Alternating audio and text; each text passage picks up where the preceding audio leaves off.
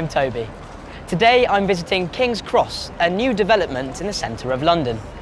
There are building sites like this all over the city. Traditionally, most of London's buildings weren't very tall.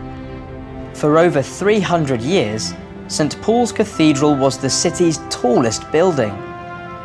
In the 60s and 70s, some property developers built towers, but for most of the 20th century, London's buildings weren't as tall as other major cities. Over the last 15 years, this has changed. London is now one of the world's most important financial centres, and its population is growing. The city is expanding all the time. Its new businesses need new offices, and its new residents need new houses.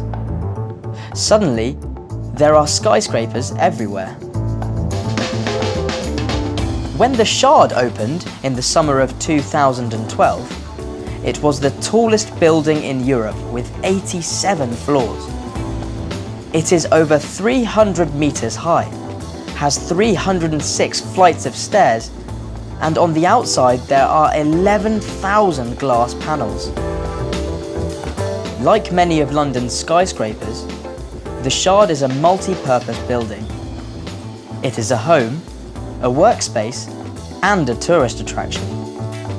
It has offices, apartments, several restaurants, a 5-star hotel, and at the top there's a 360-degree viewing platform.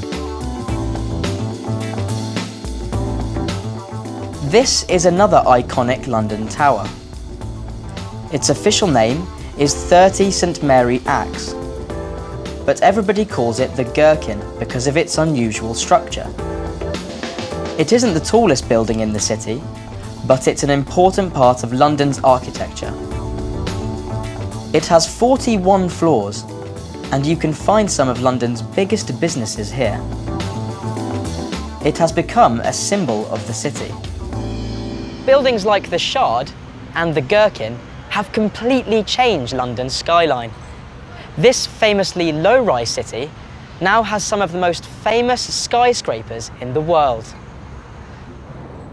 And building isn't stopping. Property developers are planning to build over 200 towers around the city. But many Londoners disagree with these plans.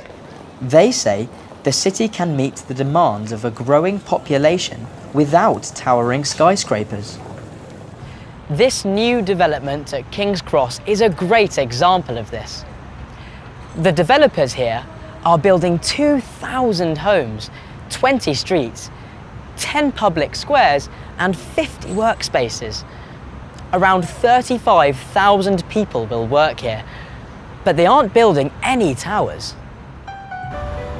A major part of the development is Google's new headquarters. It will be larger than the Shard, but it will only have 11 floors. Instead, it will be 330 meters long and will sit on a 2.5-acre site. People are still arguing over London's development.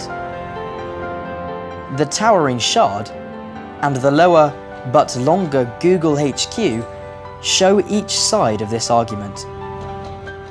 People will probably never completely agree on this, but it will be interesting to see how London's skyline changes in the future.